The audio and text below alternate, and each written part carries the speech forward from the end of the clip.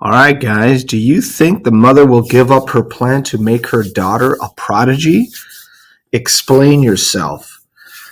Okay, so this is part two to two kinds. And remember, we're focusing on conflict, internal conflict, and external conflict. After part one, I think we understand what's going on between our mother and our protagonist, Jing Mai. Okay, so let's listen up to part two. 2 or 3 months had gone by without any mention of my being a prodigy again. And then one day my mother was watching the Ed Sullivan Show on TV. The TV was old, and the sound kept shorting out. Every time my mother got halfway up from the sofa to adjust the set, the sound would go back on, and Ed would be talking. As soon as she sat down, Ed would go silent again. She got up. The TV broke into loud piano music. She sat down. Silence. Up and down, back and forth, quiet and loud. It was like a stiff, embraceless dance between her and the TV set. Finally, she stood by the set with her hand on the sound dial. She seemed entranced by the music, a little frenzied piano piece with this mesmerizing quality. Sort of quick passages and then teasing, lilting ones before it returned to the quick, playful parts. "Ni kan," my mother said, calling me over with hurried hand gestures. "Look here." I could see why my mother was fascinated by the music. It was being pounded out by a little Chinese girl about 9 years old with a Peter Pan haircut. The girl had the sauciness of a Shirley Temple. She was proudly modest, like a proper Chinese child. And she also did this fancy sweep of a curtsy, so that the fluffy skirt of her white dress cascaded slowly to the floor like the petals of a large carnation. In spite of these warning signs, I wasn't worried. Our family had no piano, and we couldn't afford to buy one, let alone reams of sheet music and piano lessons. So I could be generous in my comments when my mother badmouthed the little girl on TV. "Play note right, but doesn't sound good. No singing sound," complained my mother. "What are you picking on her for?" I said carelessly. "She's pretty good." "Maybe she's not the best, but she's trying hard." I knew almost immediately I would be sorry I said that. "Just like you," she said. "Not the best, because you not trying." She gave a little huff as she let go of the sound dial and sat down on the sofa. The little Chinese girl sat down also to play an encore of Anitra's Dance by Grieg. I remember the song because later on I had to learn how to play it. 3 days after watching the Ed Sullivan Show, my mother told me what my schedule would be for piano lessons and piano practice. She had talked to Mr. Chong, who lived on the first floor of our apartment building. Mr. Chong was a retired piano teacher, and my mother had traded house cleaning services for weekly lessons and a piano for me to practice on every day, 2 hours a day, from 4 until 6. When my mother told me this, I felt as though I had been sent to hell. I whined and then kicked my foot a little when I couldn't stand it anymore. "Why don't you like me the way I am? I'm not a genius. I can't play the piano. And even if I could, I wouldn't go on TV if you paid me $1 million, I cried. My mother slapped me. "Who asked you be genius?" she shouted. "Only ask you be your best. For you's sake. You think I want you be genius? Huh. What for? Who asked you?" "So ungrateful," I heard her mutter in Chinese. "If she had as much talent as she has temper, she would be famous now." Mr. Chong, whom I secretly nicknamed Old Chong, was very strange, always tapping his fingers to the silent music of an invisible orchestra. He looked ancient in my eyes. On top of his head, and he wore thick glasses, and had eyes that always looked tired and sleepy. But he must have been younger than I thought, since he lived with his mother and was not yet married. I met old Lady Chong once, and that was enough. She had this peculiar smell, like a baby that had done something in its pants. And her fingers felt like a dead person's, like an old peach I once found in the back of the refrigerator. The skin just slid off the meat when I picked it up. I soon found out why old Chong had retired from teaching piano. He was deaf. "Like Beethoven!" he shouted to me. "We're both listening only in our head." And he would start to conduct his frantic silent sonatas. Our lessons went like this. He would open the book and point to different things, explaining their purpose. Key, treble, bass, no sharps or flats. So this is C major. Listen now and play after me. And then he would play the C scale a few times, a simple chord, and then, as if inspired by an old, unreachable itch, he gradually added more notes and running trills and a pounding bass until the music was really something quite grand. I would play after him the simple scale, the simple chord, and then I just played some nonsense that sounded like a cat running up and down on top of garbage cans. Old Chong smiled and applauded and then said, "Very good, but now you must learn to keep time." So that's how I discovered that old Chong's eyes were too slow to keep up with the wrong notes I was playing. He went through the motions in half-time. To help me keep rhythm, he stood behind me, pushing down on my right shoulder for every beat. He balanced pennies on top of my wrists, so I would keep them still as I slowly played scales and arpeggios. He had me curve my hand around an apple and keep that shape when playing chords. He marched stiffly to show me how to make each finger dance up and down, staccato, like an obedient little soldier. He taught me all these things, and that was how I also learned I could be lazy and get away with mistakes. Lots of mistakes. If I hit the wrong notes because I hadn't practiced enough, I never corrected myself. I just kept playing in rhythm, and old Chong kept conducting his own private reverie. So maybe I never really gave myself a fair chance. I did pick up the basics pretty quickly, and I might have become a good pianist at that young age. But I was so determined not to try, not to be anybody different, that I learned to play only the most ear-splitting preludes, the most discordant hymns. Over the next year, I practiced like this, dutifully, in my own way.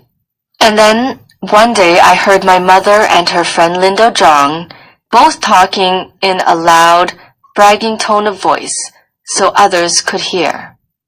It was after church, and I was leaning against the brick wall wearing a dress with stiff white petticoats. Auntie Lindo's daughter, Waverly, who was about my age, was standing farther down the wall about 5 feet away. We had grown up together and shared all the closeness of two sisters, squabbling over crayons and dolls. In other words, for the most part, we hated each other. I thought she was snotty. Waverly Zhang had gained a certain amount of fame as Chinatown's littlest Chinese chess champion. "She bring home too many trophy," lamented Auntie Lindo that Sunday. "All day she played chess. All day I have no time, do nothing but dust off her winnings." She threw a scolding look at Waverly, who pretended not to see her. "You lucky you don't have this problem," said Auntie Lindo with a sigh to my mother. And my mother squared her shoulders and bragged, "Our problem worser than yours. If we ask Jing Mei wash dish, she hear nothing but music. It's like you can't stop this natural talent. And right then, I was determined to put a stop to her foolish pride. A few weeks later, Old Chong and my mother conspired to have me play in a talent show, which would be held in the church hall.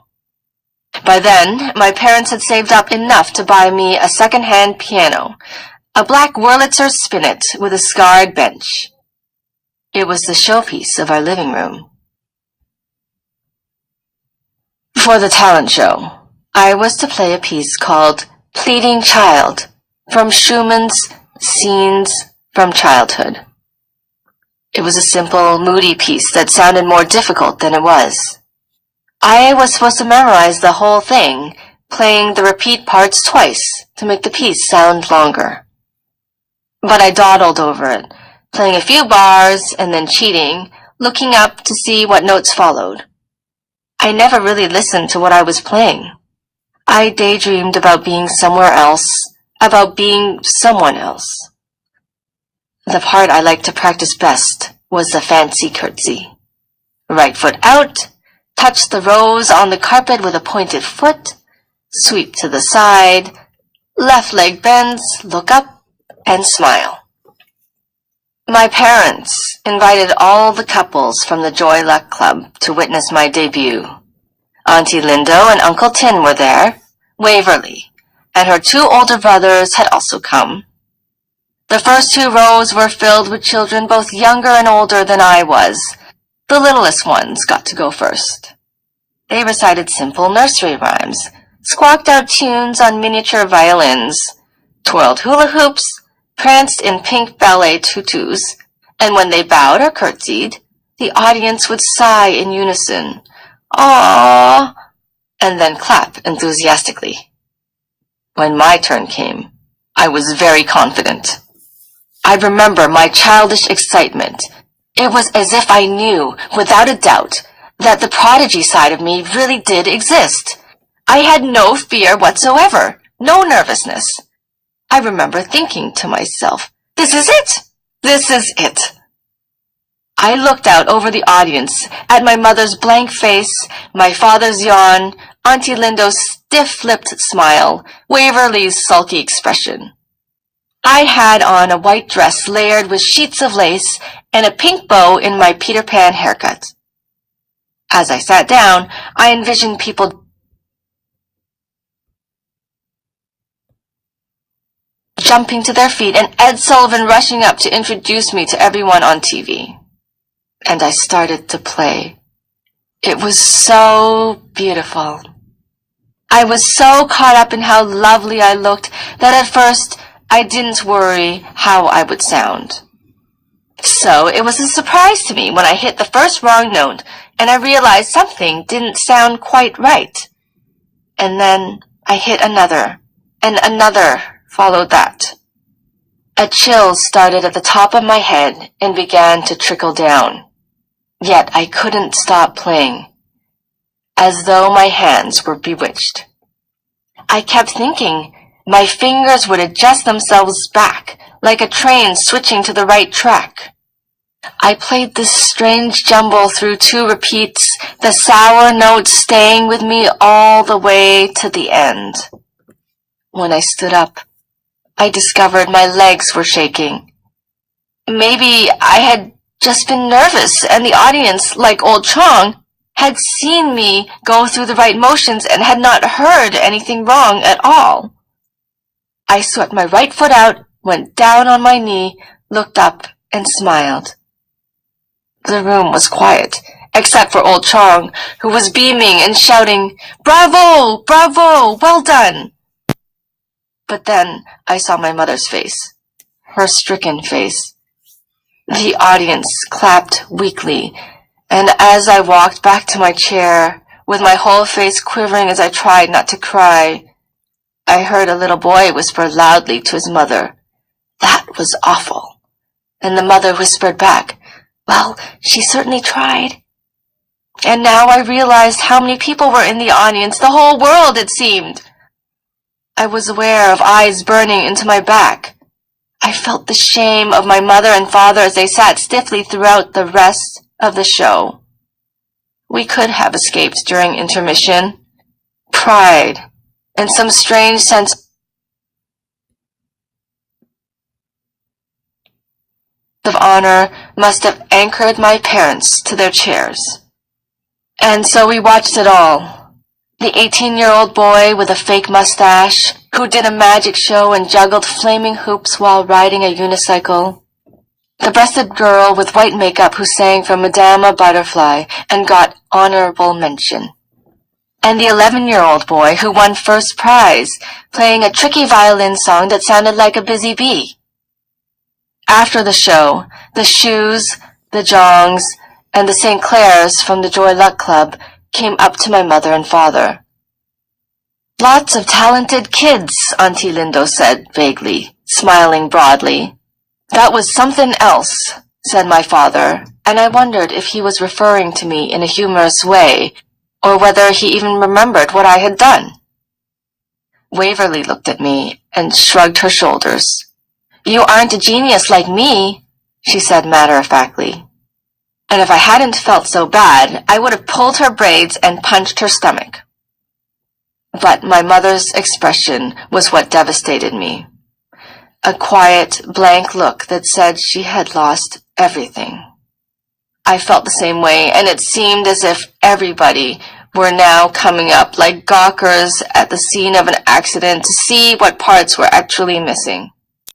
When we got on the bus to go home, my father was humming the Busy Bee tune, and my mother was silent. I kept thinking she wanted to wait until we got home before shouting at me. But when my father unlocked the door to our apartment, my mother walked in and then went to the back into the bedroom. No accusations, no blame, and in a way I felt disappointed. I had been waiting for her to start shouting so I could shout back and cry and blame her for all my misery.